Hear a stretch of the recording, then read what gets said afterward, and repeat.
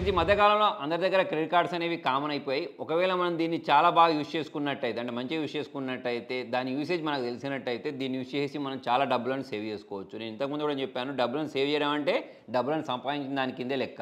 అయితే ఒకప్పుడు మనం క్రెడిట్ కార్డ్ యూజ్ చేసి ఏం చేసేవాళ్ళం, మొబైల్ ఏమైనా డిస్కౌంట్లో దొరికితే షాపింగ్ చేసుకునే వాళ్ళం. అంటే మనకు 10% ఉంటే 5% ఎంతో కొంత డిస్కౌంట్ వస్తే దానివల్ల లాభం వచ్చేది. ఈఎంఐలో మొబైల్ కొనుక్కోవడం ఇటువంటివి చేసేవాళ్ళం. అయితే ఈ మధ్యకాలంలో చాలామంది ఏం చేస్తున్నారు అని అంటే ఈ క్రెడిట్ కార్డ్ని యూజ్ చేసి హౌసింగ్ రెంట్స్ని కూడా కడుతున్నారు. అంటే హౌస్ రెంట్స్ కట్టుకోవడం, ఆఫీస్ రెంట్లు కట్టుకోవడం, ఎడ్యుకేషన్ ఫీలను కూడా దీని ద్వారా పే చేయొచ్చు, ట్యూషన్ ఫీలను కూడా దీన్ని యూజ్ చేసి పే చేయొచ్చు. అయితే ఇవన్నీ పే చేయాలి అని అంటే మనం డైరెక్ట్ పే చేయలేం కదా, దానికోసం మనము housing.com లాంటి యాప్ని అయితే యూజ్ చేయొచ్చు.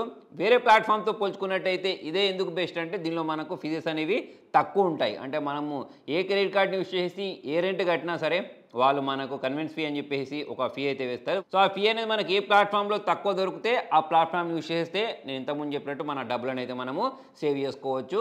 ఆ రెంట్ పే చేసేది ఏదో క్రెడిట్ కార్డు యూజ్ చేసే బదులు డైరెక్ట్ యూపీఐ పేమెంట్ యూజ్ చేసి మనం పే చేస్తే అయిపోద్ది కదా, ఇక్కడ మనం కన్వెన్స్ ఫీ పడదు కదా అని చెప్పేసి చాలామంది కనిపించవచ్చు. అయితే ఫ్రెండ్స్ ఇక్కడ మనకు ఇలా క్రెడిట్ కార్డు యూజ్ చేసి మనం రెంట్లను పే చేయడం వల్ల కొన్ని బెనిఫిట్స్ అయితే ఉన్నాయి. సో దానిలో ఫస్ట్ బెనిఫిట్ ఏంటి అంటే మనకు రివార్డ్ పాయింట్స్ వస్తాయి.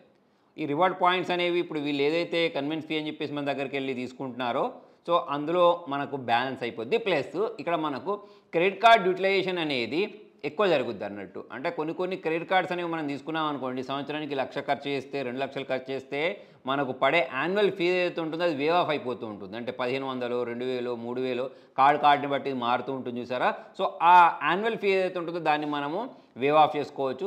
దాంతోపాటు ఇక్కడ మనం క్రెడిట్ కార్డ్ని ప్రాపర్గా యూజ్ చేసినట్టయితే, ఇక్కడ ప్రాపర్గా యూజ్ చేయడం అంటే నా ఉద్దేశం ఏంటి అంటే మనము ఒకవేళ ఈఎంఐలో మొబైల్ తీసుకుంటే కరెక్ట్ టైంకి మనం డబ్బులను కట్టడం, లేకపోతే ఇప్పుడు ఎడ్యుకేషన్ ఫీ అనేది పే చేశారనుకోండి లేదా హౌస్ రెంట్ పే చేశారనుకోండి దానికి ఒక డ్యూ డేట్ ఉంటుంది కదా, ఆ డ్యూ డేట్ లోపలనే మనం క్రెడిట్ కార్డ్ బిల్ని పే చేసామనుకోండి అటువంటి అప్పుడు మనకు ఎటువంటి ఛార్జెస్ అనేవి పడవు. సో ఇక్కడ మెయిన్ ఇంపార్టెంట్ మనం తీసుకున్న డబ్బులను ప్రాపర్ టైంకి పే చేయాలన్నట్టు. సో అటువంటిప్పుడు మాత్రమే మన క్రెడిట్ కార్డ్ అనేది బాగా యూజ్ అవుతుంది. అలా కాకుండా మీరు డ్యూ డేట్ అయిపోయిన తర్వాత డబ్బులు పే అని ట్రై చేస్తే ఇక్కడైతే దారుణమైన ఇంట్రెస్ట్ పడుతుంది. సో ఇక్కడ ఎవరైతే డ్యూ డేట్ అయిపోయిన తర్వాత పే చేస్తూ ఉంటారో వాళ్ళు అంటూ ఉంటారు క్రెడిట్ కార్డ్ అనేది అంత కరెక్ట్ కాదు అని చెప్పేసి. కాకపోతే దీన్ని ప్రాపర్గా యూజ్ చేసుకుంటే మాత్రం లాభాలే ఉంటాయి. ఒకటి మనకు 1 మంత్ నుంచి 45 డేస్ వరకు ఇంట్రెస్ట్ ఫ్రీ అమౌంట్ దొరుకుద్ది. ఇప్పుడు మనము రెంట్ పే చేయాలనుకోండి, 10,000 రెంట్ అనుకోండి, 10,000 రెంట్ని మనము డైరెక్ట్ యూపీఐ యూజ్ చేసి పే చేస్తే మీ దగ్గర ఉండే డబ్బులను మనం పే చేసినట్టు. అంటే ఆ రెంట్ డబ్బులని మనం ఒక నెల పాటు మన దగ్గర హోల్డ్ చేసుకున్నట్టు. అలాగే మీరు ఎడ్యుకేషన్ ఫీ అయినా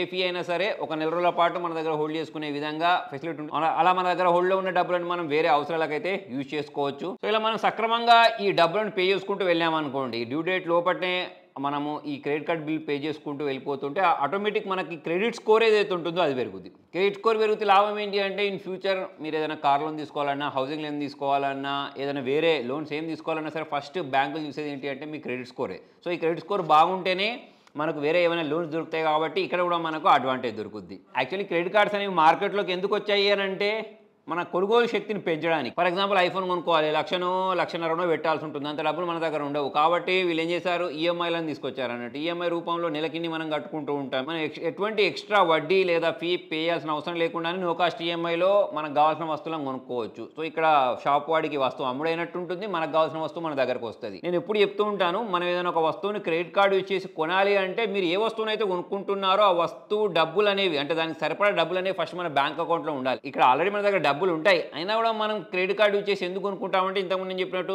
స్కోర్ పెంచుకోవడానికి, ప్లస్ ఈ డబ్బులను మనం వేరే వైపుకు యూజ్ చేసేసుకోవచ్చు. సో ఇటువంటి కొన్ని బెనిఫిట్స్ ఉంటాయి, రివార్డ్ పాయింట్స్ వస్తాయి, డిస్కౌంట్ వస్తూ ఉంటుంది. వీటన్నిటిని యూటిలైజ్ చేసుకోవడానికి మాత్రమే మనం క్రెడిట్ కార్డుని యూజ్ చేయాలి. అలా కాకుండా మనం ఏదో ఒక వస్తువును కొనుక్కుంటున్నాం, కాకపోతే ఆ వస్తువు కొనుక్కోవడానికి సరిపడని డబ్బులు మన దగ్గర లేవు, ప్లస్ మనం దాన్ని అఫోర్డ్ చేయలేము అనుకున్నప్పుడు మనం క్రెడిట్ కార్డ్ని యూజ్ చేయకపోవడమే బెస్ట్. ఈ విషయం అయితే నేను ప్రతిసారి చెప్తూ ఉంటాను. సో దీన్నే మనం ప్రాపర్గా యూజ్ చేయడం అంటూ ఉంటాం అన్నట్టు. అయితే housing.comలో మనకు కన్వెన్స్ ఫీ ఎంత పడుద్ది అంటే 1.6% పడుద్ది master, visa, Amex card use చేసినట్టయితే. అయితే కన్వెన్స్ ఫీ కూడా పడకుండా మనం చేసుకోవచ్చు. ఇప్పుడు మనం ఇక్కడ చూపించిన ఈ కోడ్ని కనుక మీరు యూజ్ చేసినట్టయితే 0.8% కన్వెన్స్ ఫీ అనేది డిస్కౌంట్ రూపంలో వెళ్ళిపోద్ది. ఇంకొక 50% ఏదైతే ఉంటుందో ఇంకా 0.85% అనేది హౌసింగ్ వ్యాలెట్లో యాడ్ అయిపోద్ది. దీన్ని మనం నెక్స్ట్ టైం బిల్స్ పే చేసినప్పుడు యూజ్ చేసుకోవచ్చు. ఇక్కడ మనకు అన్ని కార్డ్స్ని వీళ్ళు యాక్సెప్ట్ చేస్తారు, అమెక్స్ కార్డ్తో సహా. మరి దీని సంబంధించిన లింక్ అనేది కింద డిస్క్రిప్షన్లో ప్రొవైడ్ చేస్తాను. సో మరి దీన్ని ఇన్స్టాల్ చేసుకున్న తర్వాత దీనిలో మనకు పే ఆన్ క్రెడిట్ అని చెప్పేసి ఒక ఆప్షన్ ఉంటుంది, దానిలోకి వెళ్ళండి. అందులో మనకు డిఫరెంట్ ఆప్షన్స్ ఉంటాయి. అంటే మీరు రెంట్ పే చేయాలనుకుంటున్నారా, లేకపోతే ఎడ్యుకేషన్ ఫీ పే చేయాలనుకుంటున్నారా, వాటిని చూస్ చేసుకొని మనమైతే క్రెడిట్ కార్డ్ని యూస్ చేసేసి రెంట్లను వీటిని పే చేసుకోవచ్చు. అదే మీకు life time free credit card కావాలి అనుకుంటే ఐడిఎఫ్సి ఫస్ట్ క్రెడిట్ కార్డ్ అని చెప్పేసి క్రెడిట్ కార్డ్ ఉంటుంది. దానికి సంబంధించిన లింక్ కూడా నేను కింద డిస్క్రిప్షన్లో ప్రొవైడ్ చేస్తాను. సో మొత్తానికి ఇది ఫ్రెండ్స్ ఇవాళ వీడియోలో. మరి మీరు క్రెడిట్ కార్డ్ని యూస్ చేస్తే ప్రాపర్గా యూస్ చేస్తారా లేదా అనేది కింద కామెంట్లో రాయండి. వీడియో నచ్చినట్లయితే లైక్ చేయండి, షేర్ చేయండి. Thank you.